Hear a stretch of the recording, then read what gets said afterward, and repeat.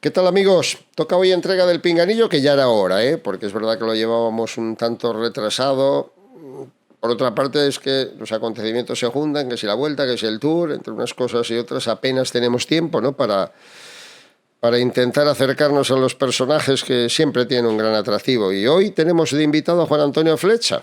Y Flecha es un personaje que tiene muchas cosas que contarnos. Primero, por todo su experiencia profesional, que fueron muchos años de corredor relevante, y después porque, bueno, eres compañero en las labores de Eurosport y tiene además muchas cosas que contarnos de las aventuras que está llevando a cabo en los últimos tiempos y más concretamente de una que ha llevado a cabo esta semana pasada. Bueno, Juan Antonio, ¿cómo estás? Se te ve... Tienes buen aspecto, ¿no? Muy buenas, Javier. Pues gracias. ¿Qué te voy a decir? La verdad es que es difícil, ¿no? Después de una paliza semejante, o no, o igual es lo que te deja, ¿no? Un tipo de prueba de estas, buen aspecto. Ya, bueno, pues de eso quiero empezar hablando. La historia de Juan Antonio Flecha tiene un largo recorrido, obviamente, pero de lo que acaba de hacer y de la pasión que le ha entrado después de colgar la bici como profesional, al margen de otros quehaceres, bueno, pues ha enfocado, voy a decir, de momento que conocióte, mañana te da por otra historia, pero de momento te ha dado por el ultraciclismo, ¿no?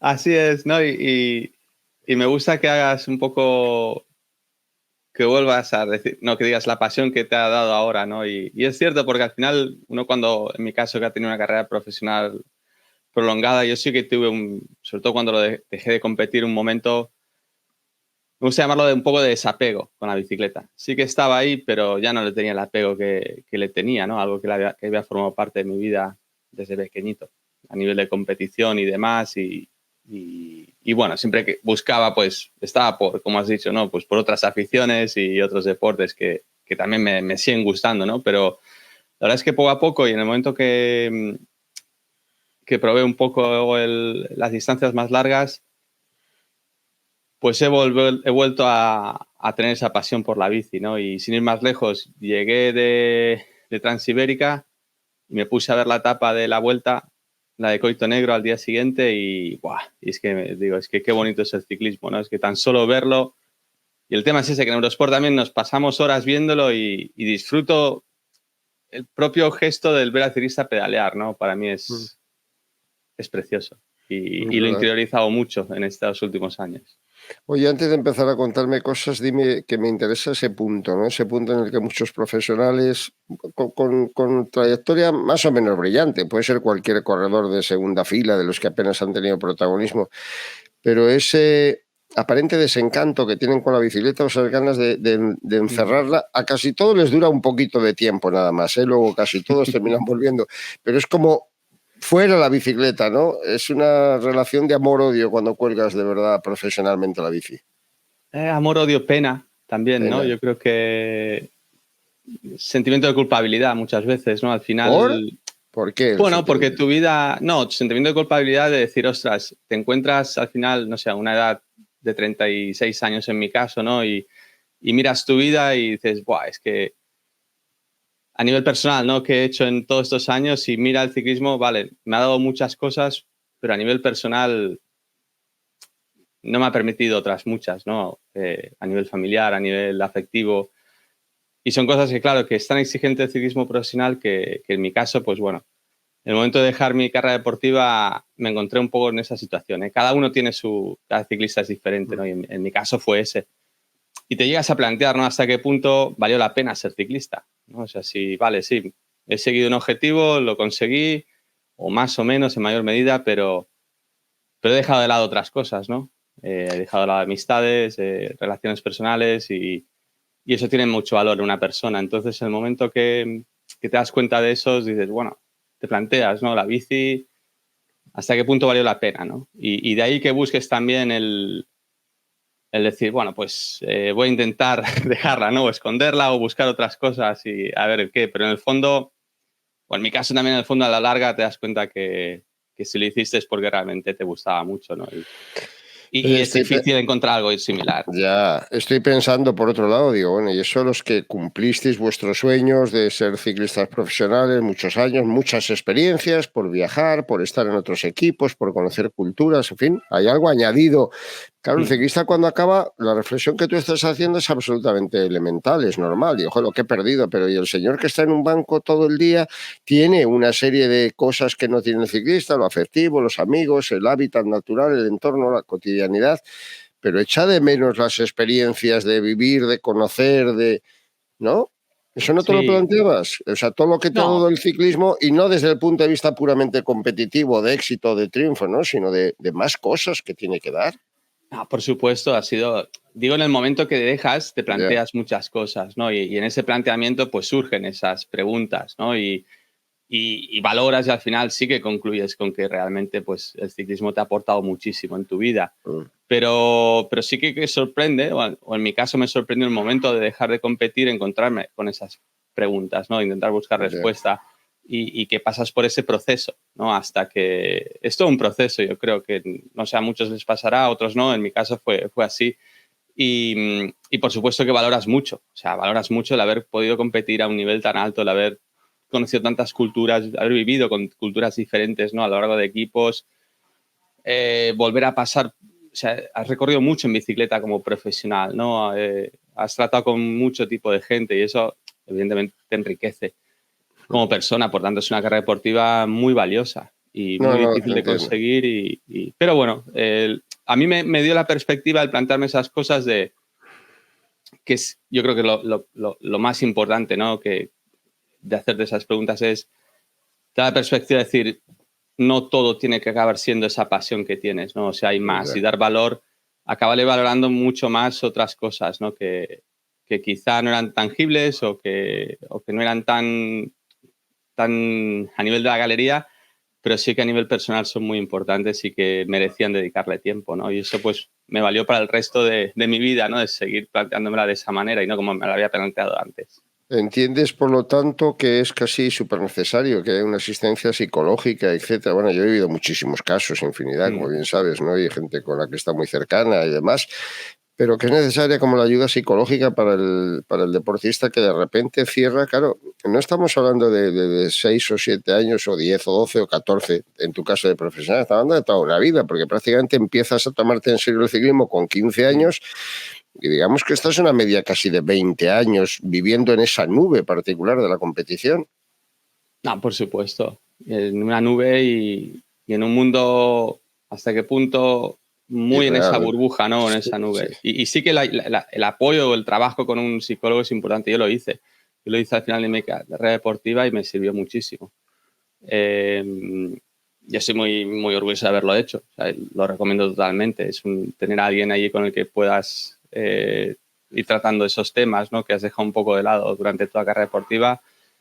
Y es eso, ¿eh? No es un trabajo para rendir más a nivel deportivo, sino un trabajo Mm. más a nivel personal, ¿no? Y bueno, en todo ese tiempo, en todo ese impasse también, pues bueno, me dediqué más a estudiar una carrera universitaria, en fin, que estuvo muy bien. La verdad es que toda Mm.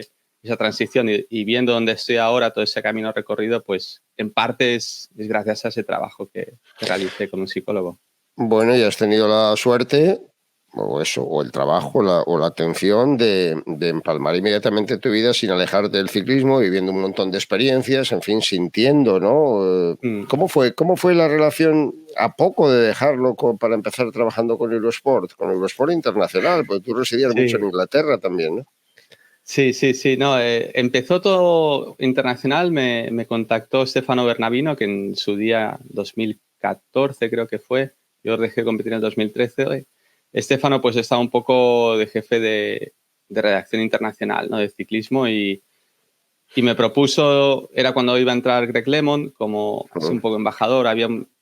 Eurosport empezaba con un poco de cambios, ¿no? Fichaban a alguien un poco a nivel internacional y bueno, me preguntaron si me podría interesar pues estar de vez en cuando, ¿no? Ahí y comentar y dije que sí. O sea, fue una oportunidad muy buena que supe coger, ¿no? Recuerdo que yo estaba mucho por el surfing por entonces Mm. y estaba también, claro, Estefano me decía, bueno, también comentarías en España y demás. Dije, vale, genial. Con Alice y con Chozas y Fernando Ruiz, ahí estaba con Fernando con emails. Yo estaba en Bali, ¿no? En Bali surfeando Vale. y en plena temporada de clásicas que empezaba San Remo y venga, va, pues debutas en flecha balona, así como flecha balona y así empezamos, ¿no?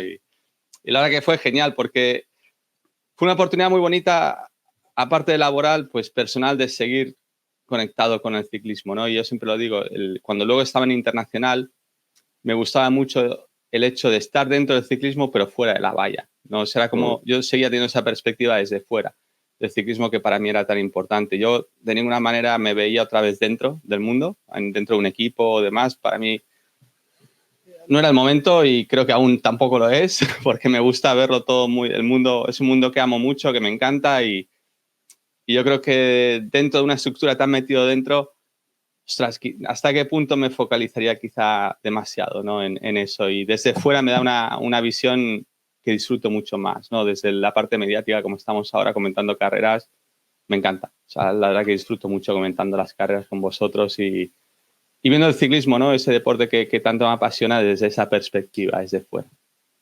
Oye, quiero hablar, sí, quiero, porque ya que es lo que más fresco está, aunque lo haremos en un rápido repaso por otras sensaciones, la marcha, bueno, la barbaridad, pues ya no sé cómo denominarlo, ¿no? Que acabáis de hacer esa transibérica, que bueno, quiero que les cuentes, yo un poco al corriente estoy, pero las peripecias, los avatares, el por qué.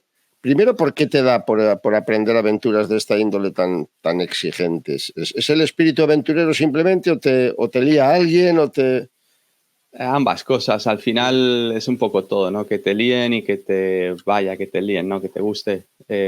También se junta, o sea, por un lado, pues es las ganas, ¿no? Esas de participar en un evento un poco más largo de los que he participado y por otro, pues bueno, se juntan ciertas circunstancias. En mi caso, para Transibérica, pues un gran amigo que competía, bueno, que iba a participar este año, me animó, fue una excusa más para, venga, va, pues los dos vamos, con Uriol Chías, alguien que salgo en bici casi a diario.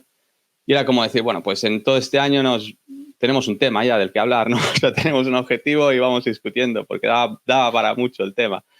Y todo empezó en esto cuando me apunté a Badlands, que hace 3 años, y fue otro gran amigo que sí que tiene más un bagaje de deportes de aventura, que es David Rubira, que él participó mucho en Raids de Aventura y marido de Marroca, que fue una eminencia, ¿no? en todo lo que es el ultrafondo, y que en paz descanse. Y bueno, pues con David la verdad que descubrí un poco esto, ¿no? Lo que era pasar una noche en bici, por ejemplo, que no había hecho nunca, lo que era pasar muchas horas pedaleando, lo que era el intentar navegar por zonas que te obligaban a navegar, encontrarte con ciertas barreras, ¿no? Y de ahí, pues bueno, el reto para el 2024 personal era Transibérica, ¿no? Que era una prueba un poco más allá a nivel de distancia, a nivel de diseño.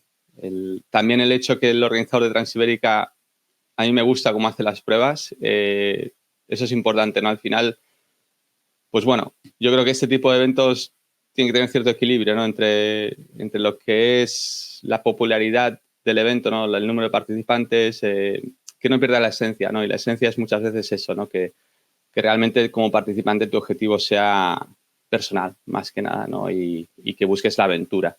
Entonces, bueno, en este caso Mazón, que es el organizador de Transibérica, Carlos Mazón, tiene muy buen gusto en el diseño de las rutas y sobre todo del checkpoint. Entonces, para mí es un aliciente más. Participar en una prueba en la que sé que me va a poner ciertos puntos en sitios estratégicos que yo tenga que decir, ostras, es que para llegar a ese point, ese punto de paso, tengo 2 opciones, ¿cuál es la mejor? ¿No? Y claro, eso te lleva meses preparándolo, decidiéndolo y es un entretenimiento en sí todo ese recorrido hasta que... A ver, ponnos en antecedentes un poquito. Bueno, yo tengo aquí un mapa, más o menos una idea de la barbaridad que hacéis. O sea, tenéis que salir desde Bolzano, Stelvio, en Italia, llegar a Bilbao. La mayoría de la gente esto no lo controla. Tú ya estás tan familiarizado que, claro, y además en vuestro círculo, en vuestro entorno, pero yo la primera vez que me enteré de estas barbaridades, pues estaba ojiplático, ¿no? Hay que llegar hasta Bilbao. ¿Os ponéis os pone la organización unas fechas, un tope de días, un algo? ¿Cómo es? Sí, yo creo que son unos 14 días, pero la verdad la fecha tope no la contemplo para mí. Yo la tope del organizador no la contemplo porque sé que eso para mí es factible. O sea, no sé si los 14 días yo sé que ese recorrido, a ver, muchos se tienen que torcer las cosas para para acabarlo, pero personalmente, pues como has dicho, ¿no? El organizador te pone unos puntos de paso, una salida, una llegada y unos parkour, ¿no? Los parkour son pequeños recorridos que tú estás un poco obligado a pasar por ahí, ¿no? Él dice, bueno, yo quiero que pases por ahí. Y el primero estaba en la salida entre Bolzano y el Estelvio, que incluía subir el Méndola Pass, el paso Méndola. Y el último, pues en la parte final, que era allí en el cañón del río Lobos, ¿no? Por Burgos, por la zona que es preciosa. Todo el ojo Guareña y demás. Entonces, pues bueno, entre esos puntos de paso es cuando yo dije, a ver, esto más o menos saca los números y un poco cómo se identifica la prueba. Sabes que yo decía, bueno, es viable hacerla en 7 días porque se ha hecho en menos ¿Cuántos de kilómetros salían? 2.747 o 40. Sí, y muchos metros de ascensión. Ten presente que desde la salida hasta el primer punto de paso había 9.000 metros de ascensión. Si iba por la ruta que yo tenía pensada. O sea, es una brutalidad. Cuando lo piensas, para cubrir esos kilómetros en los días que yo tenía planeado, es rodar 400 al día. O sea, es una locura. Que son traducido en horas, 400 al día, quiero decir, sí, más o menos. De pedaleo eso, entre 16 y 18 horas. Madre mía. Sí. Y 16 horas cada día pedaleando quiere decir que te quedaban 16, 18, que te quedan 8 horas, de las cuales por lo menos 6 hay que dormir. Y ya son pocas, ¿no? Con tanto esfuerzo. Sí, 6, 4, según. Y luego, claro, tienes que contar que tienes paradas, que tú tienes que pararte a comer, a recoger comida, a desayunar, que suelen ser unas 2 horas de paradas, ¿no? Yo más o menos iba controlando en el computador, llevaba el tiempo parcial y el tiempo total, ¿no? Entonces, claro, iba controlando que no se me fuese mucho, que no me despistase mucho en las paradas, porque al final estás regalando tiempo allí de gratis que luego los puedes necesitar por avería o por otros temas, ¿no? Entonces, pues, yo qué sé, cosas de... Asistencia ninguna, ¿no? Asistencia técnica, no tenéis que ir por vuestra cuenta y os arregláis, os solventáis los problemas como buenamente por podáis. Supuesto. No, lo que sí puedes hacer es, por ejemplo, yo tuve un pinchazo solo que ya tiene casualidad, lo pinché en Girona. O sea que, en casa. Vengo desde... y tengo que pinchar en Girona. Y claro, no llevaba en el tubeless, no llevaba líquido, lo tenía reseco el líquido porque a última hora no le eché líquido nuevo y demás. Y dije, pues mira, por lo hecho voy a una tienda de confianza y que me echen líquido nuevo, ya que me cambien pastillas de freno y que lo haga un profesional. Por eso hay bastante manazas en eso. Y eso está permitido. O sea, tú sí que puedes ir a una tienda que te lo hagan. Lo que no puedes hacer es llevar al mecánico al lado. Eso, o llevar un coche detrás, una rueda, una bici de recambio, eso no puedes. O sea, eso no. Tienes que buscar la vida en todo. Sí, y lo mismo para dormir. Para dormir tú no puedes reservar previamente dónde vas a dormir. Tienes que, durante la competición en sí, tienes que buscarte la vida, ¿no? Y ahí tuve también algún otro percance. A ver, cuéntame un momento rápido, que si no nos pasamos el día entero hablando, porque la aventura es las que merece la pena, claro que sí, pero bueno, prisa tampoco tenemos. Salís del Estelvio, el primer día, ¿cuántos kilómetros hiciste? ¿Ya hiciste los 400? No llegué. Ese día era con desnivel enorme, ¿no? Has dicho, con 9.000 metros. Sí. Había mucho desnivel y yo creo que yo tenía pensado llegar hasta el Furka Pass, que era el primer punto de paso. Control. El primer control y dirección. Hemos hecho Estelvio, ir hacia Santa María, que es el Umbrail Pass. Luego subíamos el Offenen Pass, que también tiene unas rampas durísimas. Y luego bajabas a buscar el Álbula. Hacías Álbula Pass, que me pilló en un atardecer precioso. Y del Álbula ya bajabas a buscar el Overall Pass, ¿vale? Que es el previo al Furka Pass. Y ya de cara entre Álbula y Overall, ostras, de noche ya veías tormenta, había previsión de tormenta en el Furka, veías rayos y dices, madre mía, o sea, a ver cuándo nos pilla. Entonces digo, bueno, lo suyo sería que pillase la tormenta una vez pasado el Furka Pass, ¿no? Porque ya conocía el valle este de Sion y decía, bueno, ahí estaré más a salvo. Pero llegó un momento que se nos puso a llover y demás, y que por suerte me pilló la lluvia, que me pude meter en un garaje a cambiarme, y justo luego se aproxima Amazon, que es el organizador con la furgoneta, no sé qué hora sería, a la 1 de la madrugada o las 2. Me dice, ¿qué tal vas? Y le digo, pues voy bien. Dice, ¿vas a dormir? Y digo, a ver, yo tengo pensado pasar el Furca de noche. Y dice, ¿para qué? Si no lo vas, ¿para no verlo? Y digo, joder, pues también es verdad. Digo, al menos que reverlo, ¿no? Y tiro para adelante y justo, ostras, veo una iglesia a la derecha en un pueblito y digo, mira, entre que había aclarado que tenía que quitarme la ropa de lluvia y demás, digo, voy a ver si está abierta. Y la iglesia estaba cerrada, pero tenía allí como un patio y demás que estaba seco y dije, pues me voy a echar aquí. Y ahí eché las primeras 4 horas de la noche con frío porque por error no llevé un pequeño colchón de esos de aislante y pasé bastante frío, pero bueno, allí estuve 4 horas, arranqué el Obral Pass eso de madrugada, ya un poco amaneciendo, y me cogió la lluvia en la bajada del Furca Pass, o sea que bueno, que más, eso fue un poco la primera noche ya cubierta. Oye, pero vamos a ver, te metes la paliza que te metes, duermes 4 horas, pasas un frío infernal toda la noche, tienes que salir al día siguiente hecho un trapo para afrontar otra. No, sí, ¿No? mira, ¿Recuperabas bien? depende. En el ultrafondo siempre se habla mucho, ¿no? De que tienes tienen muchos sub y bajas a nivel, tienes Sensaciones y momentos de muy fuerza. malos y, claro, y momentos pletóricos. O sea, tienes momentos de euforia y momentos que estás muy mal. Y realmente no sabes cuándo se va a dar uno u otro. Evidentemente, después de la primera noche es como muy pronto para que se produzca ese fenómeno, pero que estaba bien. Yo arranqué y bueno, arranqué en medio del overall y bien, o sea, no, normal, como venía, me sentí recuperado. Normalmente la primera parada te sienta muy bien también. Hubo muchos participantes que pasaron esa primera noche, ¿no? Pero yo estoy contento de haber tomado esa decisión y porque luego pillaron agua, pillaron mucha más agua de la que yo pillé, más frío también, imagino. Entonces fue buena decisión. Fue mala parar donde paré. Tendría que haber parado antes en algún hotel o lo que hubiese encontrado, que había un montón de opciones. Pero por haber intentado seguir, fue un error que mal descansé, mal dormí en el suelo de esa iglesia, ¿no? Pero sí, es que luego, yo qué sé, yo dormí otra noche en otro hotel en Carcassonne y cuando arranqué, ¡buah!, es que no la movía y no iba ni para atrás.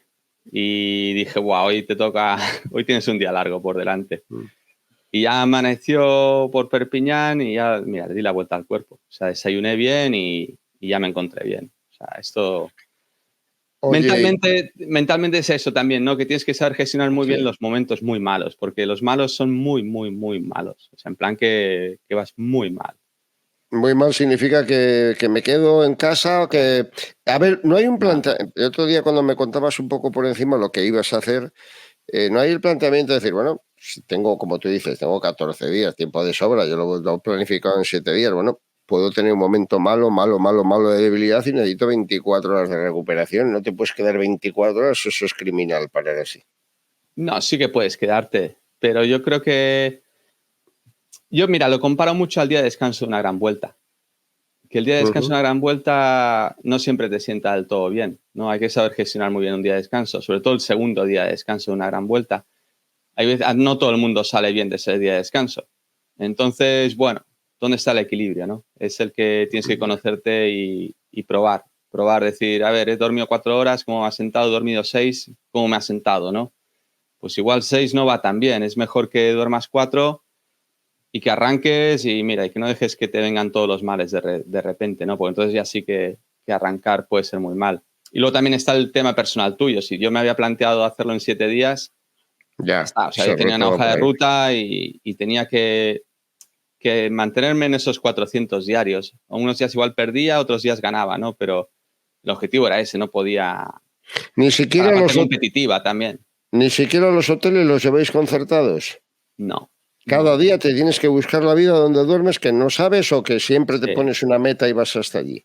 sí, y en teoría tampoco te los pueden reservar por ti, o sea, tienes tú que Ya. reservarlos. Pero bueno, yo lo que hacía era, mira, en Carcassonne, por ejemplo, según llegaba, vi un Carcassonne a la derecha, un Carcassonne, un campanil y, oye, ¿tenéis habitaciones? Sí, pues venga, aquí me quedo. Y mira, era un campanil que le había hecho una entrevista a Egan Bernal en el Tour de Francia, que al llegar allí me acordé, digo, ostras, cuando el primer Tour de Egan con Eurosport, allí justo en la terraza, y me trajo recuerdos también de eso, ¿no? Y luego, claro, la segunda noche, ahí es donde yo, llegando a Albertville, dije, ahora tengo que reservar hotel. Y busqué en internet, en el mapa, y encontré un hotel de estos baratos, y venga, va, cojo la habitación. Voy para el hotel, no eran ni las 10 de la noche. Y aquí ahora había una máquina. Digo, pongo mi número de reserva y dice, sí, recójala ya en recepción, pero en recepción no había nadie. O sea, estaba cerrado aquello, digo, ¿y ahora la llave qué? Pues nada, ahí preguntando, nada. Digo, pues nada, por otro hotel. Hay un Ibis por ahí cercano, un Ibis de esos baratos, el budget, lo mismo. A las 10 de la noche en recepción allí no quedaba nadie. Y una máquina, habitaciones, no queda nada libre. Y por suerte la puerta estaba abierta de recepción y me colé. Y vi la sala de desayunos y allí, eso que tiene un banco un poco más mullido, pues ahí me tiré a dormir 4 horas. A ver, con el miedo que no me echaran, ¿no? Pero vamos, Claro, ahí que entraba la tenía gente. un vagabundo, ¿no? En plan así. Claro. Ahí me colé, pero es que no me quedaba otra. Era eso o tirar para Grenoble, que no estaba para tirar para Grenoble. Dije, no. Muchas Pero bueno, horas, muchas horas de noche o algunas horas de noche has hecho. De noche en carrera, claro. ¿no? Sí, esto implica mucho ir de noche. Porque, a Mucho. ver, De o sea, hecho, anochece a las 8 9 de la noche, sí, amanece a las 7 de la mañana. Claro, tienes que ir de noche. Si quieres hacer sí. 16 horas, hay que hacer días de noche. Por supuesto. Entonces yo me ponía la alarma, igual arrancaba a las 2 de la mañana, otro día arranqué a las 12:30, 12:30 de la noche. Entonces el día de las 12:30, que ya pasaba por Logroño, me eché una siesta a las 5:30 en Logroño, en el Camino de Santiago, en un banco, de media horita. Claro, duermes poco, pero luego si notas el sueño, Vale. tienes que parar. Tienes que encontrar pues es que te duermes en la bici. Oye, el componente de peligro de ir de noche, no digo solo por los coches, que bueno, Mira, tampoco es la zona muy transitada, sino sé, animales, historias, no sabes, no ves nada, ¿no? no. Bueno, ves, la luz es súper importante. Ves la Las luces, carretera de cerca. claro, tienes que llevar un buen foco. Yo llevo un buen foco y otro de repuesto por delante, ¿no? Y eso me evita lo que dices, animales que se te puedan cruzar, que es lo más peligroso. Y luego tienes que ir con cierta cautela, jabalís, te encuentras un montón. Y los oyes que corren al lado tuyo también. Entonces llevas un frontal, el frontal es obligatorio, y es obligatorio también llevar unas cintas de alta visibilidad, ¿no? Que por la noche te los tienes que poner. Claro, aunque lleves luces, yo digo, por lo que sea te caes, te ven, ¿no? O sea, se te ve. O sea, que es súper importante. Y eso sí que lo llevaba todas las noches. Y mira, a ver, sí que encontré de noche en Francia mucho más tráfico que en España. Tráfico pesado también, ¿no? Entonces, bueno, yo llevo un retrovisor también que me recomendó Alix y que la verdad que me ha cambiado muchísimo a nivel de seguridad. Aparte de las luces que llevaba, desde el manillar accionaba otra más potente, trasera. Entonces, la que veía que se aproximaba una luz, ¡pum!, accionaba la trasera más potente y sí, te dejaban un montón de espacio de noche. O sea, por ver, te ven. Otra cosa es que tú vayas muy cansado y bueno, pues que estés haciendo un poco... Y ahí es lo que al punto que no tienes que llegar, ¿no? La seguridad también depende de ti. De no llegar a ese punto de decir, ostras, me estoy durmiendo y no paro. Pues tienes que Oye, parar, pero cuando descansar. llegas, qué sé yo, estás subiendo un puerto por ahí por zonas tan inhóspitas, tan deshabitadas, y la sensación incluso de que generalmente los jabalíes no son peligrosos, es más, ya se están acostumbrando a convivir entre nosotros, ¿no? Pero te puede salir cualquier otro animal, un oso, yo qué sé. Ir a ciegas de noche, Un oso aquí en Transibérica lo dudo, difícil. pero es Bueno, difícil. Pero en pruebas otro como animal. en el Tour Divide, por ejemplo, sí que hay osos, hay grizzlies también. Lo que pasa es que los participantes llevan sprays. En Transcontinental, que van por los balcones, hay perros salvajes, Perros que no salvajes, tienen claro. dueño. Y eso sí que es muy peligroso. Entonces, A pues eso bueno, me refiero, sí. Sí, eso te puede pasar. Yo no llevaba, pero hay participantes que llevan spray pimienta, por si te encuentras con un bicho de estos, poder defenderte, ¿no? Y es importante. Yo no llevaba porque digo, bueno, a ver, no creo... La verdad, o sea, en Balcanes sí que hay perros y demás, pero por donde íbamos la ruta era muy difícil. Pero igual no está de más, ¿eh? En lo siguiente lo debería. Yo creo que es para contemplar llevar algo de eso. O sea, tenías un control, el primer control en el Furka, el segundo en el Mont Ventoux. Sí. Mont Ventoux, aparte, claro, yo siempre lo había subido por Bédoin y por Malocène, o sea, en carrera. Y los días previos allí, que coincides con otros participantes, me dijo, oye, que ¿has visto la ruta que va cercana a Sisterón? Y ostras, pues no, y es subir por Saúl. Entonces, la vi y me gustó mucho. Y de Grenoble ya tiré la general hacia Sisterón hacia la Provencia y subir por unos cañones allí de ríos impresionantes, la verdad que guapísimos. Entonces, claro, aparte me ahorré, sí que tenía más kilómetros ese recorrido, pero claro, aproximabas al Ventoux desde más altitud, ¿no? Y digamos que son 24 kilómetros al 4%, mientras que en el otro lado son al 10%. O sea, entonces, claro, a nivel de piernas salvas mucho más. Pero me gustó porque, ostras, recorrí Vila Provenza como no la había visto nunca. Qué bonita la Provenza. Precioso, precioso, precioso. Y luego, claro, yo bajé al Mont Ventoux por Malaucén y me encontré con otros participantes, que eso también fue bonito. O sea, yo había subido el Mont Ventoux en sentido opuesto al resto y a la bajada en la plaza para comer, pues me encontré con otra gente. Y ahí, pues, charlas un poco con ellos y demás, porque al final estás todo el día solo. O sea, está bien encontrarte con gente. Eso te iba a decir yo. ¿Cuántos salís? Más de 100, unos 120 o así. Más de 100. Salimos. ¿Y veis cada una vuestra bola completamente? ¿No? ¿Os interesa eso? ¿Es mejor? ¿Forma parte del reto? Porque lo normal es decir, bueno, pues vamos 3 o 4 juntos y nos distraemos, nos defendemos, nos protegemos, nos ayudamos. Sí, no forma parte de la filosofía. Bueno, podrías, pero te vas encontrando con gente, pero también igual a ti te apetece parar y al otro no, y bueno, pues te paras, ¿no? Y vas coincidiendo, pero poco con gente. Y también es bonito, o sea, yo creo que el ir solo en bici tantas horas, a mí personalmente me gusta. Y coincidí con gente, pero bueno, tampoco, o sea, fue más intrusivo que otra cosa. O pasas un ratito y tal, y poco más, ratito, ¿no? Sí, ya está. Puntuales. Sí, pero luego, mira, tuve una bonita experiencia bajando después del Tour a Loma por Viladrau, que paré ahí a cenar, a ver qué encuentro, eran casi las 12 de la noche, encontré un bar, llevaban un cachondeo en el bar, la gente que está ahí, ¿vale?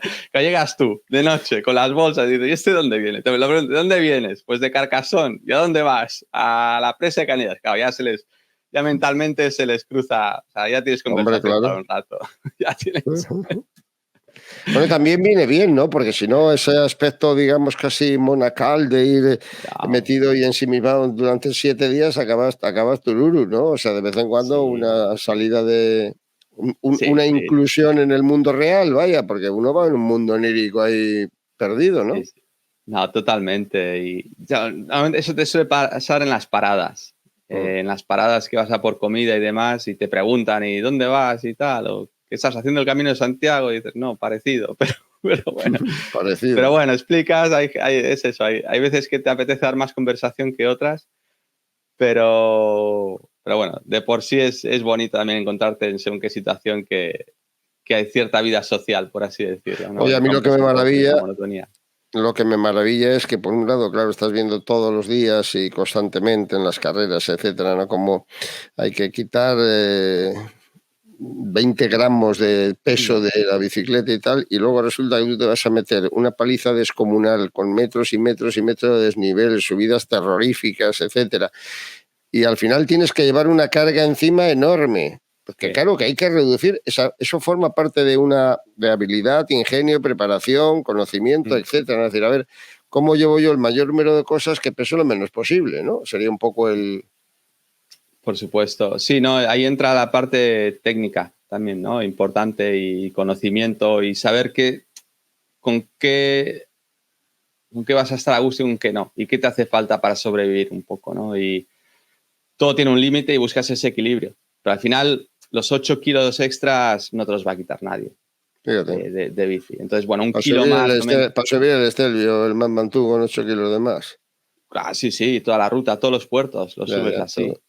Y entonces, bueno, pues buscas mucho, no tanto, aparte del peso, que lo que lleves, qué espacio ocupa, ¿no? Tú puedes tener algo muy ligero, pero que luego ocupa mucho espacio. Entonces, claro, eso te quita de poner comida en cierto momento en las bolsas de la bici, ¿no? Entonces, claro, vas planteándote muchas cosas y al final de una prueba así yo he aprendido mucho también. O sea, he llevado más de lo que necesitaba. Pero ropa, abrigo, recambios, hay un montón de cosas. O sea, tú no puedes ser asistido por nada ni por nadie. Lo único que te puedes propiciar o procurar es sustento de comida. Paras aquí, paras allá, para hoy, para este momento, para esta tarde que ando. Pero hay otras cosas que tienen que ir contigo impepinablemente, sobre todo lo referente al material y a la ropa, ¿no? Y al abrigo. No, por supuesto, materiales o recambios y el abrigo tienes que llevar. Tienes que llevar mínimo un plumón porque las noches suelen ser frías o tú puedes iniciar, mira, cuando hablaba del Ventoux, que íbamos hacia Montaigual, que era el siguiente Sí, punto de el siguiente paso. monta igual. Claro, sales de la Provenza, salí de noche a las 2 de la mañana con calor y era aproximar a Montaigual, al macizo del Cebenés y un frío terrible. O sea, tú en la misma salida pasas por muchos contrastes de temperatura, ¿no? Y de ahí que el plumas, o sea, o la chaqueta sintética la tienes que llevar, porque eso es ropa de abrigo de verdad. Mm. Y luego por la lluvia, por inclemencia meteorológica también tienes que ir preparado. Entonces, claro, eso añade peso, añade espacio a todo el equipaje que llevas, ¿no? Añade mucho. Pero claro, tienes que elegir muy bien lo que llevas y seleccionar y no Pero pasarte. también cuando te pones el reto de hacerlo en unos días concretos, porque si no uno podría decir, bueno, yo me hago esto para evitar tanta carga, etcétera, pues si hace malo, pues ese día no saldré de noche, me tendré que esperar otras 8 horas a que amanezca, que haga mejor tiempo, o sea, jugar con el Sí. factor climatológico un poco, ¿no? Sí, sí, sí. De hecho, hay gente que lo hace. Que dice, bueno, yo sí sé que voy ligero, pero arriesgo a que me pille un mal tiempo y ya buscaré cobijo. Eso es la alternativa. Pero al final, en ese tipo de pruebas, lo que buscas es no parar, ¿vale? Son pruebas non-stop. Y eso es lo que un poco lo define en sí. O sea, lo que premia mucho este tipo de pruebas es que no pares. Si tú estás parando mucho, estás perdiendo muchísimo tiempo. Entonces, claro, que tú te tengas que condicionar a nivel meteorológico una parada de 8 horas o 10 horas, pues es que has regalado muchísimo tiempo a tus competidores, ¿no? Entonces, yo personalmente no lo haría. O sea, yo me gusta llevar ropa de abrigo, la mínima la tengo que llevar, no puedo estar condicionado porque eso me condicionaría a parar más de la cuenta.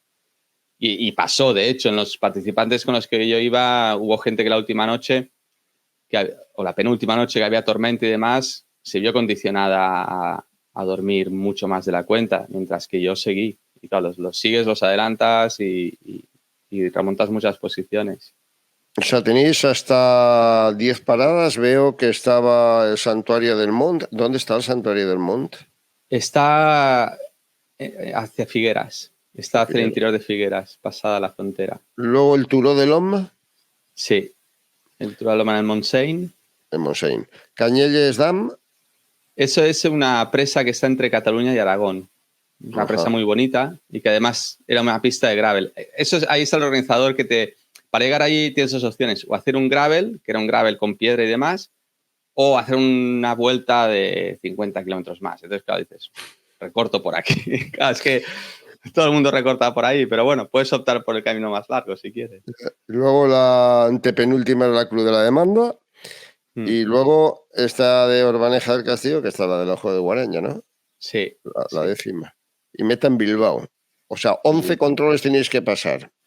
10, porque 10 y la el meta. Stelvio, sí, el Stelvio era como un parkour, no contaba Vale, sí. como control.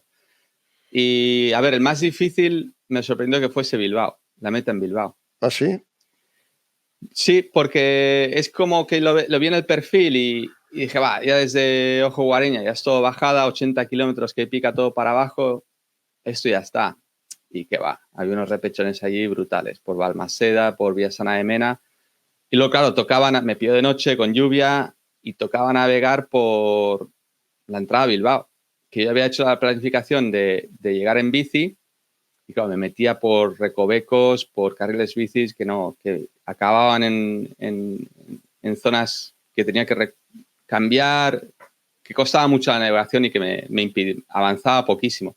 Y eso a nivel mental, claro, que tú pienses que ya lo tienes hecho y sin embargo ves que no avanzas, que te quedan 10 kilómetros y es que digo, es que no llego, o sea, no, me estoy durmiendo y estoy aquí en Bilbao y no sé, este carril bici ahora se acaba y la ruta de marca es por aquí, terrible, terrible. O sea, fue el que más me costó. O sea, ahí está la parte de estas pruebas también, ¿no? Que a nivel de navegación te lo tienes que currar, o sea, tienes que tenerlo muy claro y Oye, saber bien por dónde vas. ¿llega la mayoría de la gente o abandonan muchos? Tú Hay terminaste gente que... cuarto, ¿no? Sí, sí, sí. Qué fenomenal. Te vamos a Pegué patrocinar. remontada ahí al final. Te Pero bueno, vamos a fuera del podio patrocinar. me quedé, que también está bien estar fuera del podio. Porque está bien. Bueno, porque ya está, ¿no? O sea, el Ya protagonismo hemos este de hecho estar en el podio. muchos Sí, podios, ¿no? A ver, no te iba a negar que no lo haya buscado, pero porque está la parte competitiva mía que la sigo teniendo, pero pues bueno, llega un momento que también me digo, me gusta estar fuera del podio, ¿no? Decir, oye, ¿qué voy a presumir ahora, no? De hecho top 3, Ah, entre los 3 primeros en una prueba que sí, que está bien, pero que, oye, relájate, ¿no? O sea, que es has otra cumplido tu historia la que objetivo. tienes, correcto. Sí, sí, sí, sí, sí. O sea, la satisfacción tiene que ser muy personal, muy íntima, ¿no? Y la tendrás seguro, vamos, conociéndote estarás feliz como Mm, una perdiz. no, muchísimo. A nivel emocional, claro, estas pruebas te dejan muy por arriba. Físicamente te revientan, pero es un viaje personal muy chulo. O sea, al final son viajes tuyos y son muchas horas que pasas pedaleando, acumulando fatiga y que descubres muchas emociones, ¿no? A mí me sorprendieron un montón de emociones con las que experimenté a lo largo del recorrido, ¿no? Y cosas que igual no sabía que las tenía ahí escondidas y que las sacas. Y ya de por sí vale la pena, ¿no? Ese tipo de experiencias son muy bonitas, la verdad. Total, ¿ya has calculado los kilos que has perdido o no? No, me vas a tener a pesar, pero bueno, luego me peso. Yo creo que sí, 5, igual 5, sí, es fácil. Sí, por la cara, desde luego, porque te he visto 4 días antes de ir para allá y algo has perdido. Pero escúchame, al final, ¿has sacado esa media de unos 400 kilómetros diarios? Sí, creo que fueron 401 o 2 al día. Sí, sí, por ahí En estuvo. 7 días lo has ventilado. Menos, Menos de menos, 7 días, claro. menos. Siete Que días, lo veía 6 días. imposible. Lo veía Joder. imposible. Y la verdad que se logró. 2.700 kilómetros. 2740. 2.740. Y lo más importante que has llegado sano y salvo, porque claro, en casa tu Sí. mujer estaría rezando y dirá, pero este hombre, ¿dónde se mete? Y eso que tu mujer está muy relacionada con este mundillo, ¿no? Sí, bueno, ya está relacionado con el tema de producción De audiovisual, producción. de diseño internacional y demás, de las carreras, pero desconoce totalmente o sea, lo que conoces por mí, ¿no? Pero sí que está muy orgullosa de lo que he conseguido. Y yo, pues bueno, le avisaba cuando llegaba por las noches, le avisaba, mira, pues llega a tal sitio y voy a dormir. Y ya está, y al día siguiente le avisaba, si estoy desayunando aquí. Pero bueno, ya lo podía seguir, o sea, en casa podían seguir Sí, claro. donde estaba. Pero sí, no, la verdad es que llegar a salvo también no te voy a negar, o sea, es todo un logro también. O sea, al final Ujú. pasas miedo, ¿no? En según qué situación y bueno, forma parte del ciclismo también, por desgracia. O sea, que te tienes que sentir feliz, henchido, pero y provocado también para afrontar retos mayores, porque esto es un veneno también al final, ¿no? ¿O no? Lo es, lo es, lo es. Lo es porque en esa sola prueba siempre dices, va, la última que... Hay un momento que dices, ya está, el último. A la mierda esto, o sea, ya está, se acabó. Pero acabas y ya estás pensando a ver si vuelves a hacer la misma, si o no, o le das un año de respiro y sigues más adelante. Pero mira, ante esto, tú me mensajeaba mucho con Sergio Garrote, que está ahora con Paralímpicos en las Olimpiadas, con silla de ruedas, ¿no? Y en un momento de mucho bajón, Sergio o sea, porque tenía una rodilla muy inflamada, yo digo, "Buah, es que mira, Sergio, me decía, ¿cómo estás? Digo, mira cómo tengo la rodilla, le enseñé la foto y en la rodilla así. Me decía, ¿te duele? Digo, a ver, me toco y no. O sea, pues eso debe ser más ligamento. Vamos, que te ves, en un momento que te ves que no lo vas a acabar, ¿no? Y Garrote me dice, mira, Flecha, yo sé que suena muy atópico esto que te voy a decir, pero a mí cuando la gente me pregunta que qué volvería a hacer si tuviera piernas, y mi respuesta es que volvería a andar en bici. Y dice, y no pararía de andar en bici. Y me dijo, tú tienes piernas, así que pedalea. Y me tocó mucho. La verdad que me emociona Ya. porque es verdad. O sea, no sabemos lo que tenemos y hay que Sí. usarlo. Es verdad, pero también pasaría por tu cabeza la sensación de, bueno, a ver si me voy a lisiar, a ver si me voy a hacer una grave lesión de rodilla. Eso, Sí, ¿no? sí, eso me dijo él. Dice, Flecha, a ver, tú verás, tu salud es lo primero. Me dijo, pero él es que él estudió medicina varios años. Ajá. Y me dice, mira, yo no soy médico, pero por lo que he estudiado, eso tiene pinta de ligamento, o sea, no te va a pasar nada.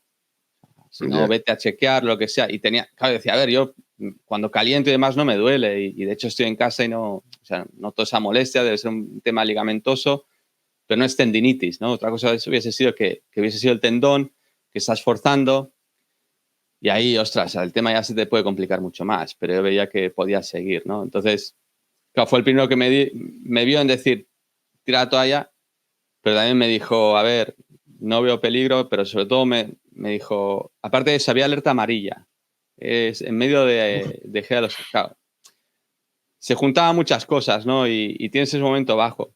Y bueno, al final es eso, ¿no? Dices, tienes piernas, estás para pedalear. Y era precisamente lo que estaba haciendo, ¿no? Disfrutar de pedalear, que es lo que más me gusta hacer. Y ponerte en el punto de vista de alguien que no puede hacerlo, pues también te da esa fuerza, ¿no? Y esa energía para decir, oye, que es que tienes algo que es muy valioso, que son tus piernas y que puedes pedalear, aunque al final es algo que te encanta hacer y que hay mucha gente que no puede hacer. Así que nada, con esa pequeña conversación me dio mucho ánimo para poder llegar a meta. Estaba pensando, ¿has llegado bien de la rodilla? ¿Mejoró ya? Sí, va bajando la inflamación y nada, ayer monté en bici un momento y tal, o sea, nada, sigue igual. O sea, miraré, pero que...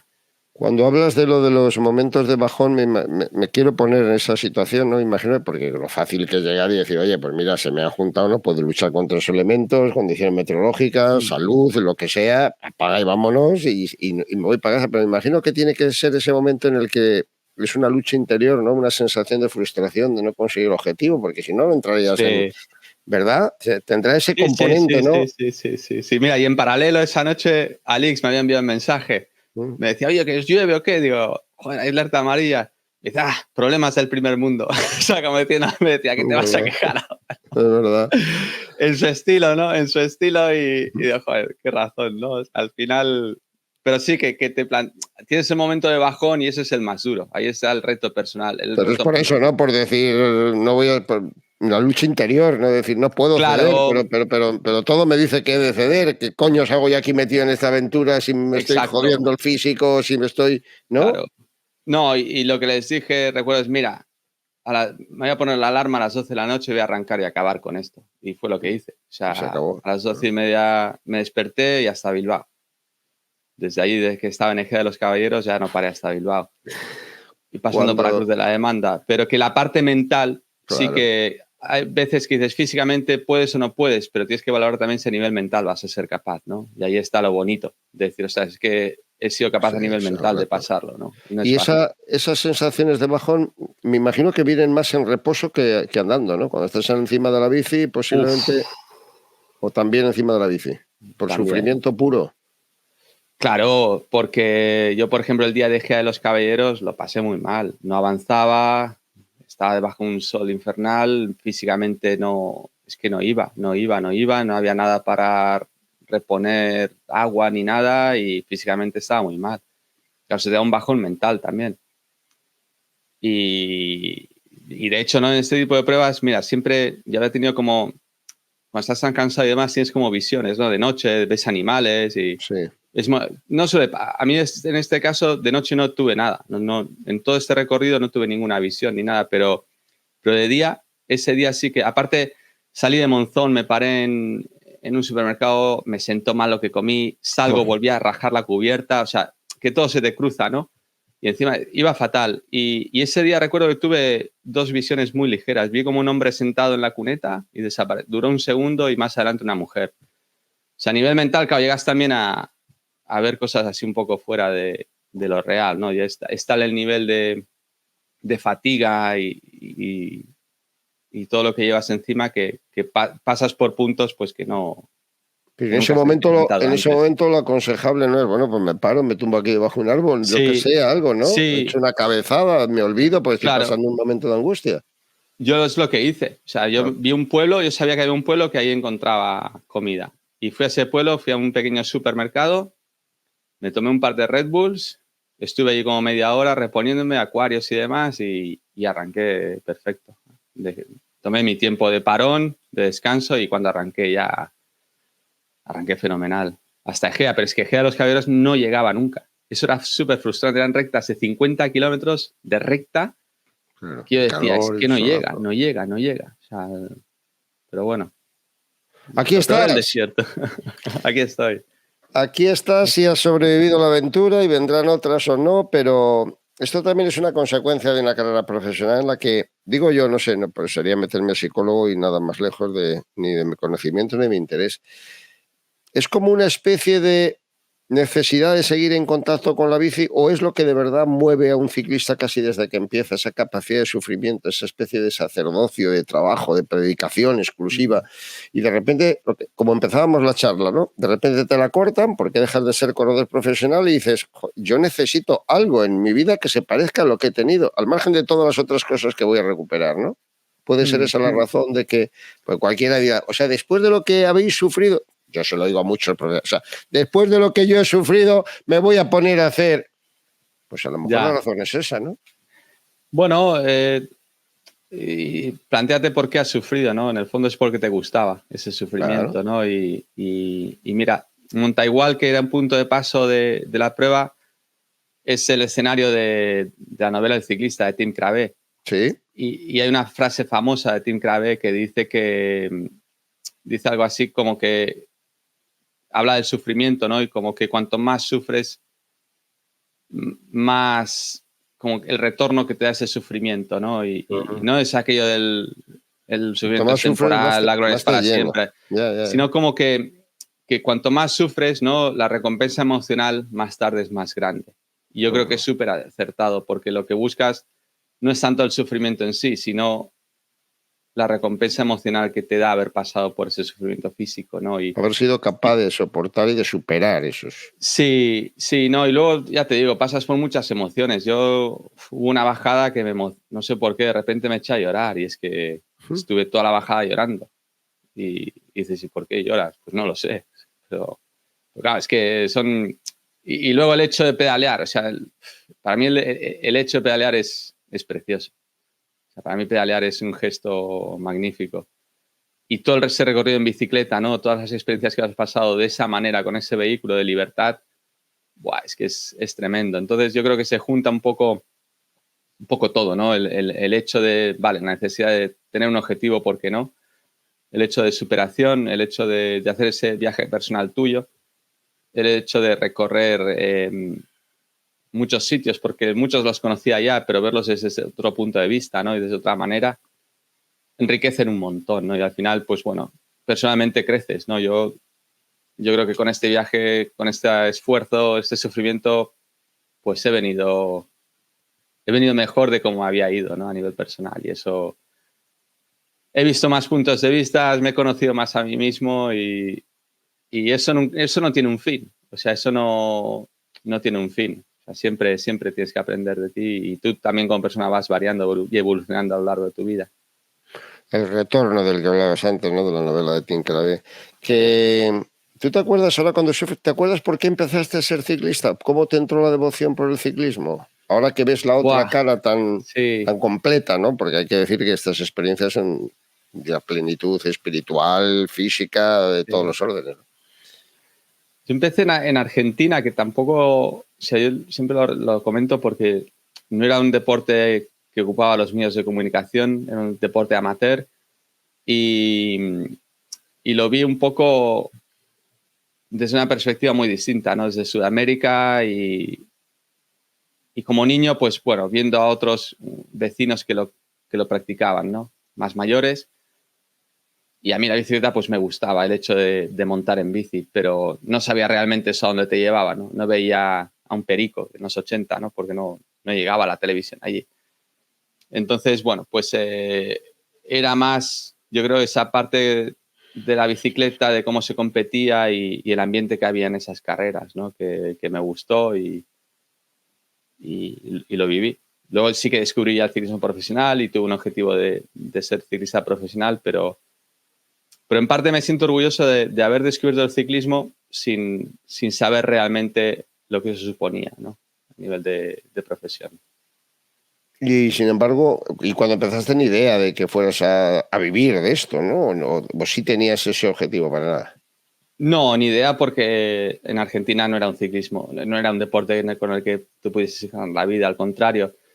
Era un deporte más bien de clase media-baja, el que lo practicaba y en el que, bueno, pues muchos que participaban en las categorías amateur y demás era para sacarse un sobresueldo. ¿Qué años tenías entonces?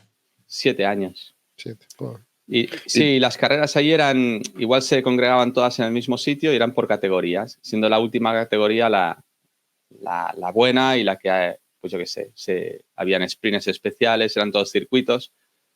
Y bueno, pues tú participabas de pequeñito ahí en las primeras horas y te quedabas a ver las finales también, ¿no? Y luego pues tenía mucho...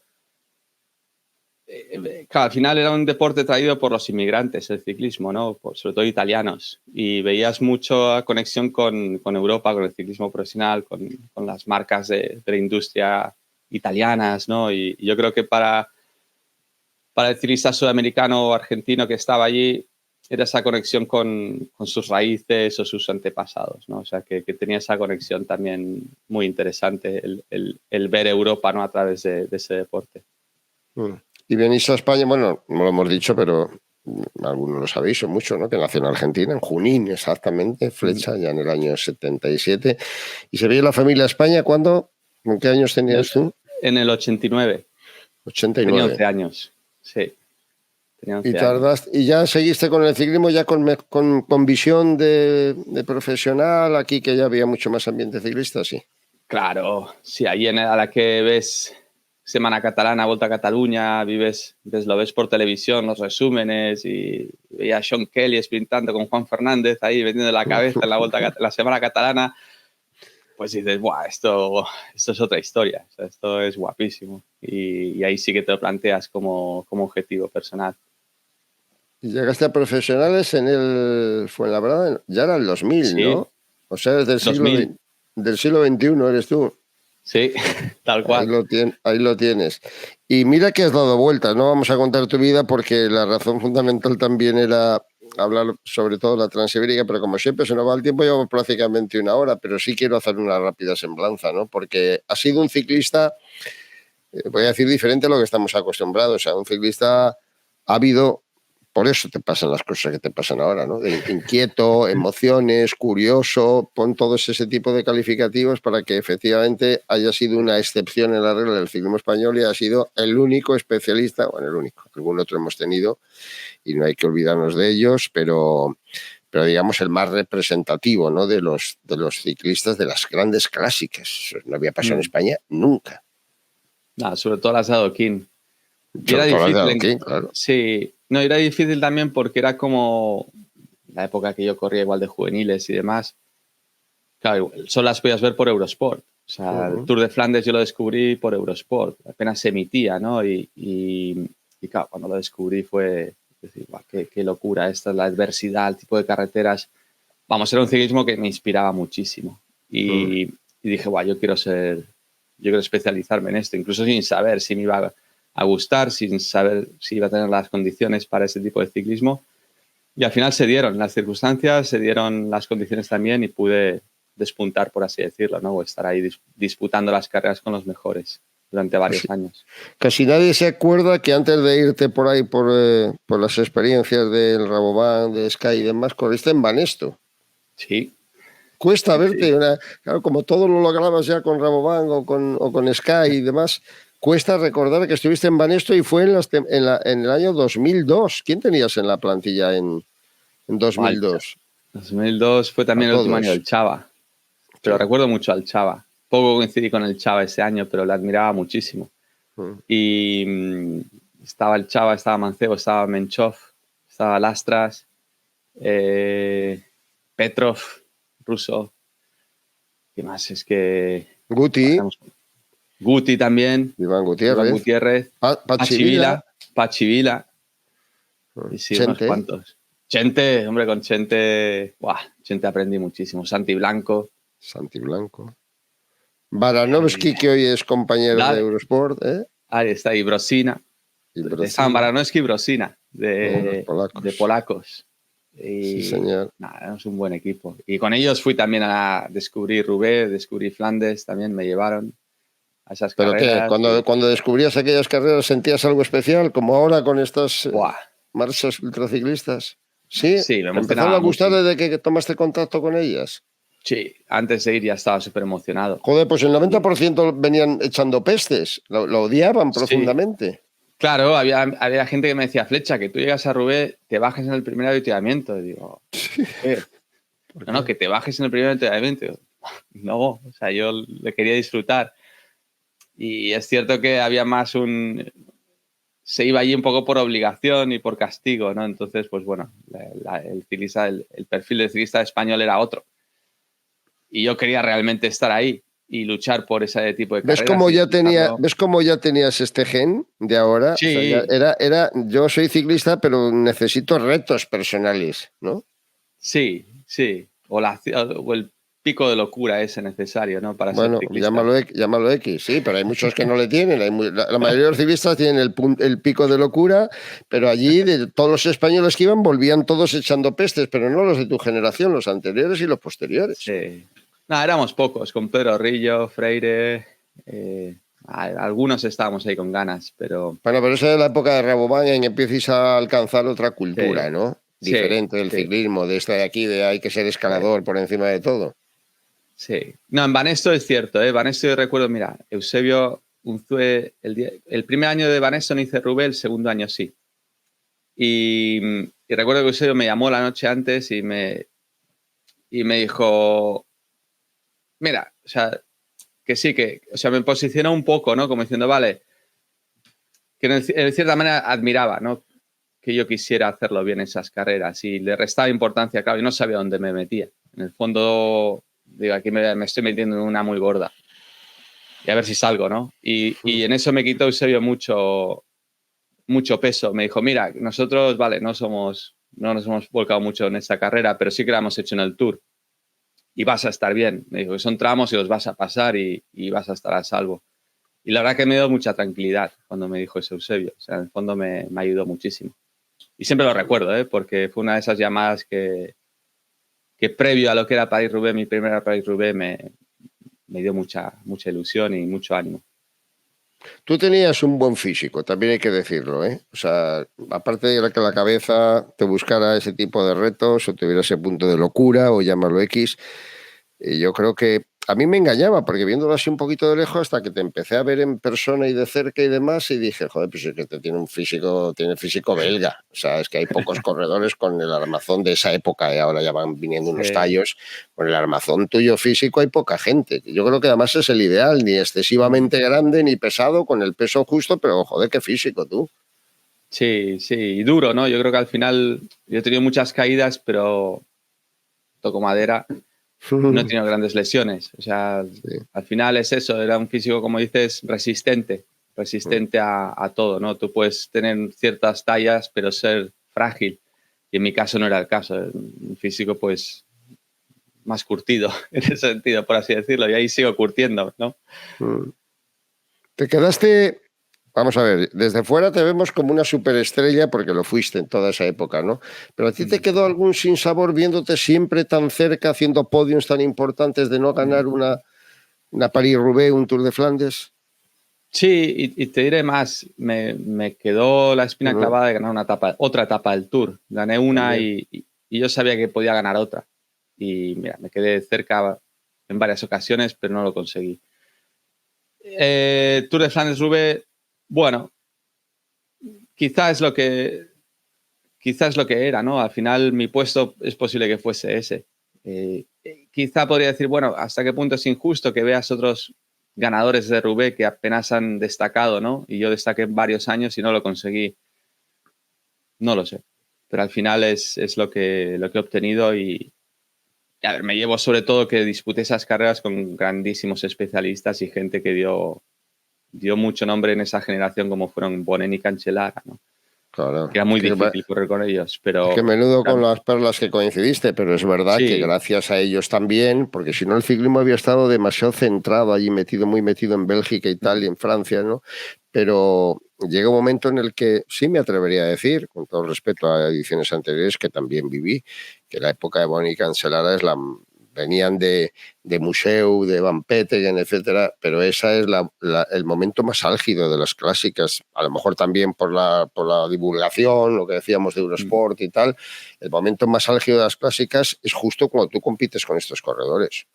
Sí, y aparte ellos dos, la rivalidad que tenían, la rivalidad que podía existir conmigo cuando un poco me acercaba a ellos también, ¿no? La cierta amistad que yo tenía con Fabian, pero al mismo tiempo muy rivales en carrera, que el nivel era altísimo, era un nivel muy alto, pero en el fondo, bueno, mejor que fuese ese el nivel, ¿no? Para mí a nivel personal me encantó, o sea, yo intentar seguir a Bonen en el Tyenberg o a Fabian en tramos de Roubaix son cosas que no se te olvidan, ¿no? Estás compitiendo con lo mejor, el nivel más alto, con gente que ha hecho historia y bueno, en el fondo dices, bueno, no me llevé ninguna de ellas, pero estuve disputándolas con ellos, ¿no? Con los mejores que dominaron una década de ese ciclismo. Por tanto, bueno, pues contento estoy, satisfecho. Sí, hombre, pero fíjate que decíamos, ¿te acuerdas el cachondeo que teníamos días atrás? Bueno, hace un par de años con el heredero, ¿no? El heredero, Sí. decía yo, Cortinas, el heredero de Flecha, vamos a llamarle el heredero. Hombre, el chaval se ha acercado, está ahí, etcétera, pero yo pensé que el impacto que tuvo para los españoles, para los buenos aficionados al ciclismo, que viven todo, el impacto que tuvo la presencia de un corredor como tú en aquellas grandes clásicas iba a ser, digamos, el origen, la génesis de la aparición de un montón de corredores, de la misma manera que crecieron como esporas los imitadores de los Bamontes, de los Fuentes, escaladores y tal, digo, bueno, pues la época de Flecha, y hemos tenido muy poco. Rillo en tu época, Herbiti, que también anduvo francamente bien en las clásicas, todo hay que decirlo. Bueno, ahora tenemos ahí a Lazcano, a Cortina, pero me extraña que no salgan más gente, viendo el impacto tan brutal que tiene estas clásicas, que las ha comprado, las ha abrazado y al aficionado rotundamente, ¿eh? Sí, totalmente. Y bueno, yo creo que no es... El nivel también es muy alto ahora mismo, no es fácil. Quizá hubo unos años allí, época de Sagan, Freire es el que lo dice mucho, ¿no? Que los años de Sagan pues fueron años relativamente con menos nivel, porque era un poco el ocaso ya de Fabian y de Bonen y aún no había aparecido ni Van Aert ni Van der Poel, ¿no? Entonces, claro, ahora se plantea difícil, pero mira, Oyer Lazcano haya estado con Van Aert disputándose y yo le he visto muy bien. Yo confío mucho en que hay que darle tiempo, hay que ser pacientes también, porque son carreras que requieren mucho conocimiento del terreno y eso ya es un hándicap. Entonces, bueno, tienes que ir madurando poco a poco en ese ciclismo y madurar mucho, curtirte muchísimo. Yo creo que premian mucho ese tipo de pruebas el que seas un tipo curtido. Y que... Claro, tú cuando empiezas a hacer resultados muy importantes ya habías superado los 30 años, ¿no? Más o menos. Sí, sí, correcto. Al final, 28, 29, hay que esperar. O sea, son pruebas que... Y ellos ya han estado ahí disputando, pruebas buenas. Entonces tienen que centrarse en... Yo creo que es importante que sigan, y eso es un consejo que le doy a Iván, ¿no? Que siga con su objetivo. O sea, lo que no puedes hacer es tu carrera deportiva, al final tu objetivo principal es esa, ¿no? Guiarla por donde tú la quieres llevar. Déjate de otras cosas, ¿no? Déjate de qué oportunidad a nivel de equipo tienes, a nivel contractual. Yo creo que un ciclista tiene que luchar por eso, por lo que él quiere buscar y el tipo de carrera que él quiere definir, ¿no? En su carrera deportiva. Son muy pocos los años de ciclista profesional, pasan muy rápido. En tu vida es un paréntesis, no es nada. Y una vez ese paréntesis se acaba, tienes mucho camino por recorrer, ¿no? Por tanto, yo creo que merece la pena que seas tú dueño de esa carrera, ¿no? Y que al final la guíes tú y que tú luches por donde tú la quieras llevar y eso es lo que al final te va a compensar, ¿eh? No te va a compensar que tengas un contrato, no sé, 100.000, 200.000 euros más arriba o abajo. Al final eso en tu vida no significa nada. O sea, no es nada. Te los vas a fundir en 4 elementos de lujo, como hacen la mayoría o como hemos hecho. Entonces, eso no vale la pena. O sea, lo que realmente te vas a llevar de tu carrera deportiva a nivel personal es que realmente hayas sido capaz de guiarla por donde tú has querido. Que hayas sido tú el dueño de tu carrera deportiva y no un director de equipo o un agente o un manager de un equipo, ¿no? Al final tú eres dueño de tu carrera y eso lo tienes que coger muy por el mando. Estaba pensando en Cortina, sin embargo, ha renovado por un equipo Movistar que no le ofrece tantas garantías, porque a ti te dio vida, no nos engañemos, ir al Rabobank y luego correr en Sky, ¿no? Mucha vida y mucha capacidad de adaptación.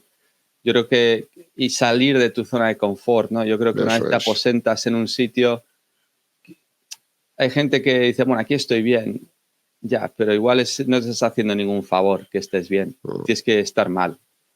Y tienes que salir de esa zona de confort, ¿no? Y para mí, mira, estas pruebas de ultradistancia, de bikepacking y demás, en el fondo es eso, ¿no? Es sacarme de mi zona de confort. Es verme solo, sin nada, teniendo que dormir en el suelo, teniendo que abrir la puerta de un Ibis para poder dormir, tener que buscar comida. La vida es eso, ¿no? En el fondo. Y pararte a dormir 4 horas en vez de 8. Pues sí, pues igual te toca despertar a las 12:30 de la noche para arrancar en bici, ¿no?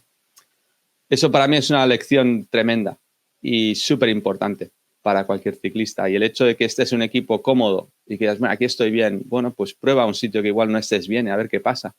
¿No? Porque eso es lo que te va a hacer mejorar, eso te va a hacer descubrir ciertas cosas que igual no sabes aún o no conoces. Y ahí es como vas a crecer como ciclista, ¿no? Por tanto, siempre está el miedo, ¿no? La incertidumbre, decir, bueno, si aquí estoy bien, ¿para qué voy a ir a otro sitio? Bueno, pues ¿qué va a pasar? Es que no, lánzate a ello, ¿no? Y si sale mal, pues tranquilo, ya, estate contento con tu elección y que sea tuya la elección, ¿no? Que no entren otros factores en esa decisión. Supera esas primeras adversidades porque son las que van a forjar Sí, tu carácter, ¿no? O sea, si estás sí. en la zona de confort, siempre es como mucho más difícil, pero oye, y de toda esta historia, ahora, es una lección de vida lo tuyo también, Chente, y por eso lo aprovecho más por ahí que por lo puramente competitivo, ¿no? En todos los órdenes también, de ver cómo has sido capaz de reciclarte. ¿Cuánto tiempo estuviste sin tocar la bicicleta después de retirarte?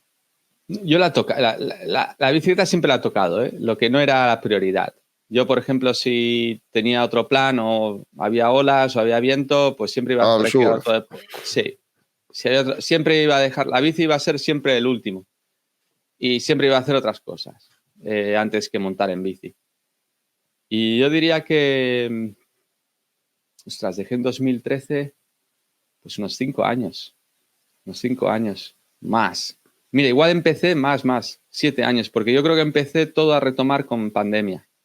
Mm. Con pandemia es cuando de repente empecé a hacer rodillos y demás y fue todo un proceso otra vez de retomar lo que era la bici, ¿no? Hasta el día de hoy. O sea que serían bien 7 años, ¿eh?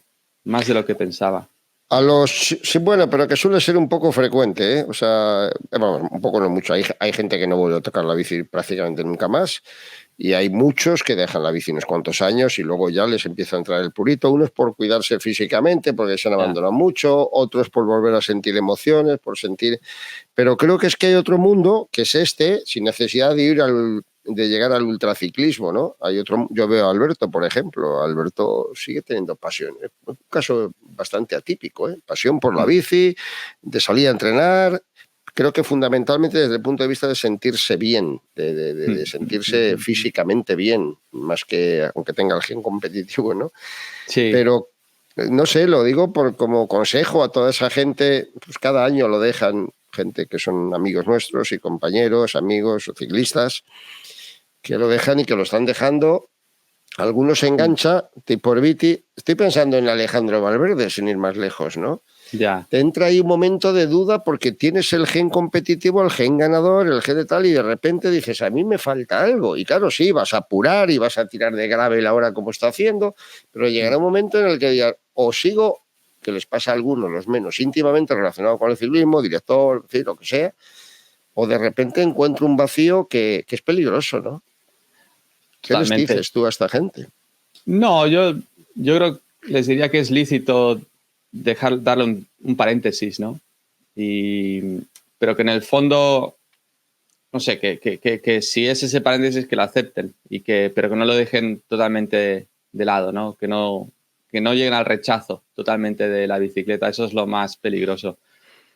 Entonces, bueno, que acepten que si llega un momento de menos ganas, bueno, pues es lo que toca, pero que hagan otras cosas. Lo importante es que hagas deporte. Yo creo que lo peor es que no encuentres otro deporte. El mayor temor que puedes tener como ciclista es decir, vale, dejo esto, pero si es lo que más me gusta, es que no voy a encontrar nada igual, ¿no? Y eso en el fondo es lo cierto, que es que sabes que no hay otra cosa que te vaya a llenar tanto como montar en bici.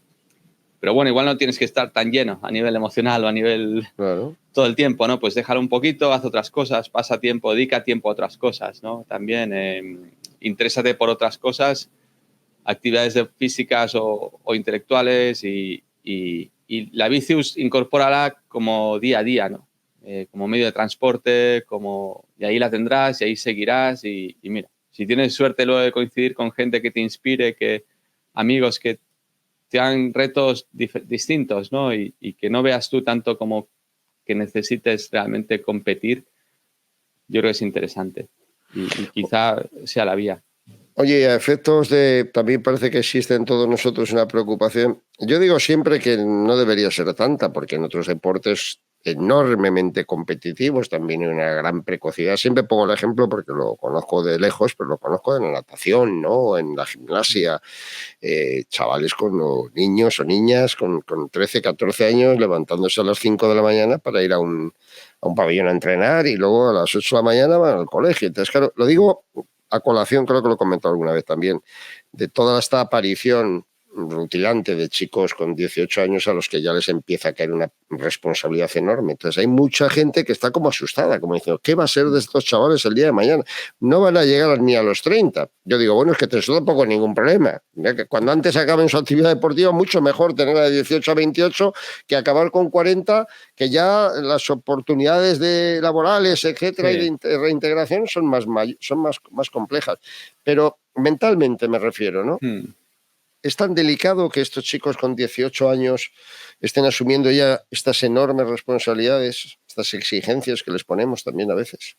Yo creo que lo más complicado es que el deporte el que practican, ¿no? Que de repente lo tengan tan estructurado a nivel de preparación, ¿no? Yo creo que eso es lo más difícil. Al final, en mi caso, el último año era incapaz de seguir un entreno estructurado. Y a eso me refiero a seguir series, a hacer una planificación tan fuera de lo que es en sí una carrera de bicicletas. Porque al final, que a tú te digan, mira, hoy te tocan tantos kilómetros, tantas series, eso es lo que personalmente considero que acaba quemándote más, ¿no? Y hay, de hecho, muchos estudios hechos sobre el efecto que tiene, ¿no? El seguir métodos de entrenamiento con tanta estructura, ¿no? Cuando en el fondo, pues la competición no funciona así. O sea, la competición, oye, se arranca y se llega. Y pueden mirar la vuelta. Hay días que, oye, que se espera una cosa y pasa otra. Entonces, ¿por qué el entrenamiento tiene que ser tan planificado, ¿no? Yo creo que tienes que dar más juego precisamente eso, a jugar, a que no sea tanto una obligación, ¿no? Tú puedes tener la responsabilidad de tener que sacar unos resultados, eso está bien, pero que lo veas como un juego. Si de repente no lo acabas viendo tanto como un juego o tu día a día en la bicicleta no da pie a que puedas jugar, ahí es donde yo le veo el peligro. Ahí es lo que más me asusta, porque en el fondo estos chavales lo hacen porque necesitan jugar también encima de la bicicleta, ¿no? Necesitan hacer sus salidas simplemente por el hecho de montar en bici. Mira, esto fue algo que con Lachlan Morton lo hablé mucho, ¿no? Que Lachlan es un pionero un poco en este mundo de la ultradistancia de esta generación. Dos puntos de locura por encima de ti, sí. Sí, y Lachlan era, pues sí, Lachlan era un personaje, pues eso, que cabida en el ciclismo, ese ciclismo de entrenamiento tan estructurado, no, es que no tenía. Era un aventurero puro y duro y le tienes que dejar rienda suelta a su aventura también, ¿no? Y fíjate las cosas que ha hecho, que ha conseguido. Y yo le dije, a ver, no te centres en que tu futuro tenga que pasar por el ciclismo World Tour, ¿no? Igual no pasa por ahí. Y dices, mira, coge una mountain bike y me lo he pasado teta. Pues haz eso, ¿no? Y ese coger la mountain bike y disfrutar se asocia a jugar con la bicicleta, ¿no? Y esos chavales jóvenes que hoy en día están tanto con los entrenamientos, la nutrición, que todo, no es que llego y tengo que tomarme el batido.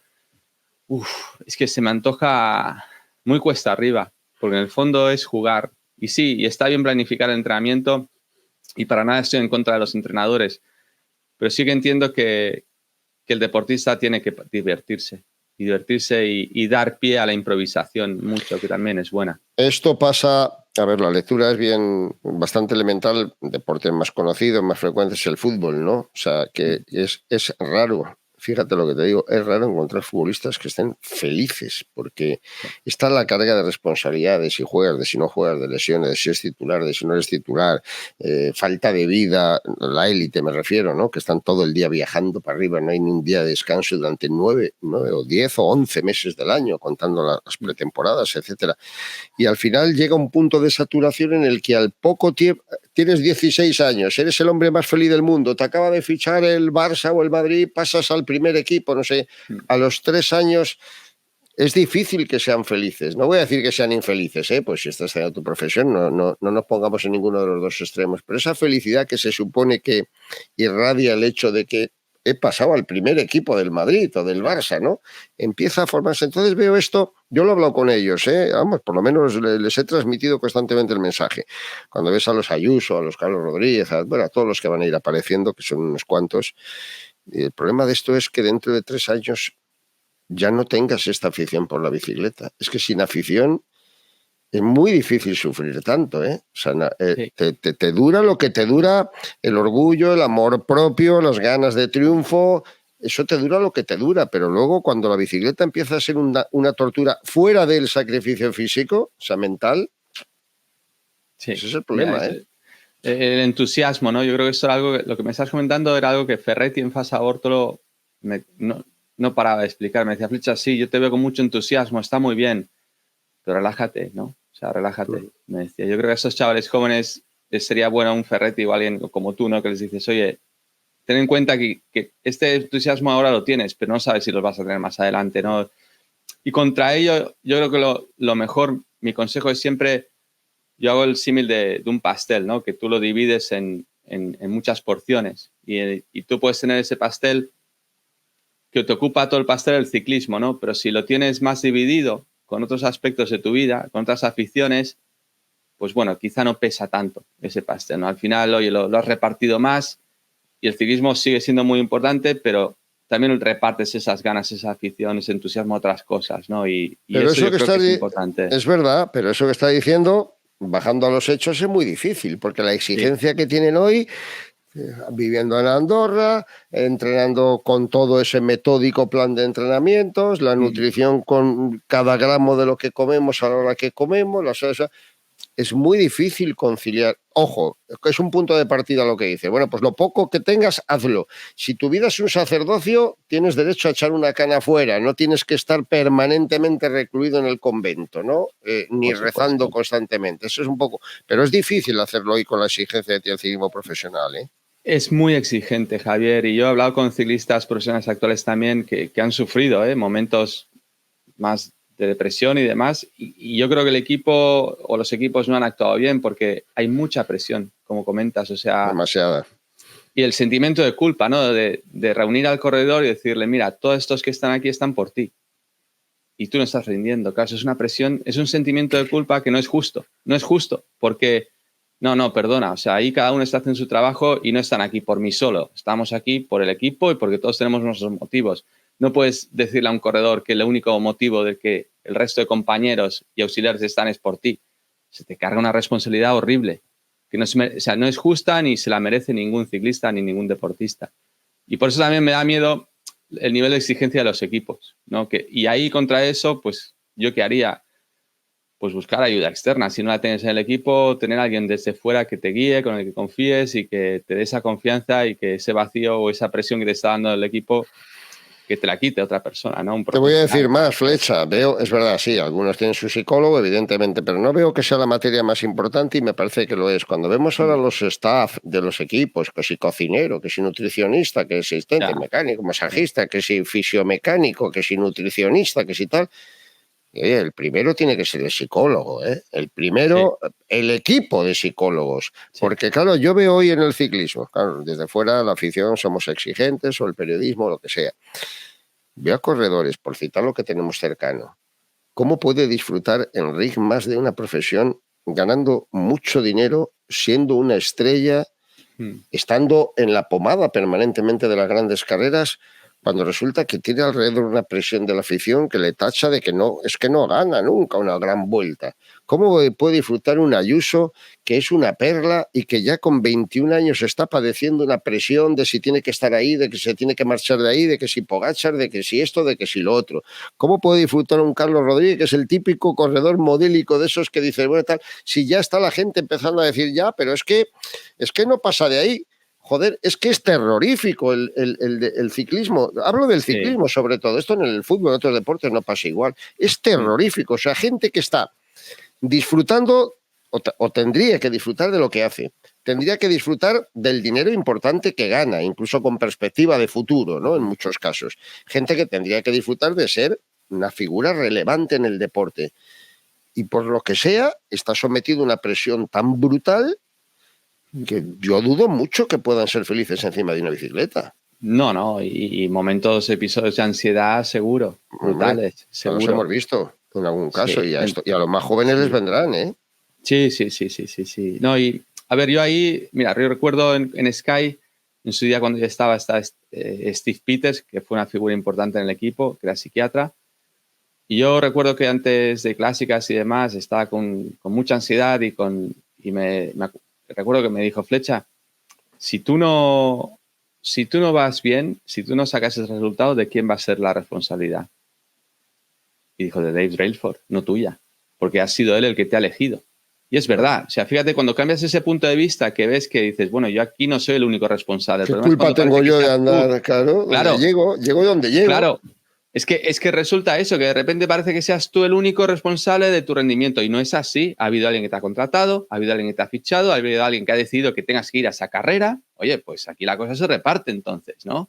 ¿Qué pasa? Que el director no tiene cero responsabilidad, el mecánico cero, el manager del equipo cero. No, el corredor tiene un poco de responsabilidad. Pues ya está, déjale ese poco, no le otorgues más de la que tenga. Y la afición lo mismo, no le otorgues a Enric Mas el 100% de esa responsabilidad o a Carlos Rodríguez, porque no es justo. No es responsable del 100% de su rendimiento. Hay mucha gente en torno y cada uno tiene una porción de esa responsabilidad.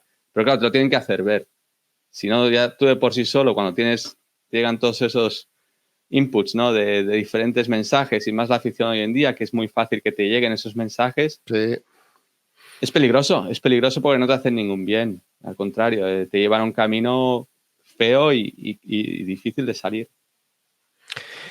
Juan Antonio, hemos estado hora y media hablando y no hemos hablado prácticamente de ciclismo, ni vamos a hablar porque no quiero hacer esto eterno ni pesado para los espectadores. Así que ya quedaremos otro día para hablar de la situación actual, del ciclismo, etcétera, de los corredores, de las carreras, porque yo hoy quería pues acercar un poco tu imagen, tu figura, lo que representa efectivamente todo eso que haces, todo va más allá de la mera anécdota de si un tío es capaz de estar 7 días encima de una bicicleta, ¿no?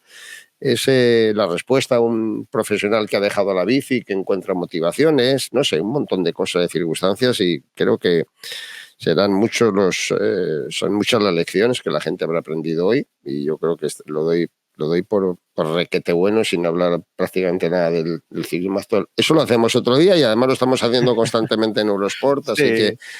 Pero lo haremos otro día, prometido. Venga. Queda... No, prometido, venga. Pedido y solicitado queda que otro día nos atiendas para que hablemos del ciclismo actual y de cómo van las cosas y las carreras y la vuelta y lo que venga, ¿de acuerdo? Otorgado, cuando quieras. Te doy 1000 gracias por atenderme, por atendernos y por habernos hecho pasar este rato tan agradable y tan instructivo sobre todo, ¿no? ¿Vale? Gracias a ti, Javier. Un placer. Venga, siempre. Un abrazo, gracias. Chao.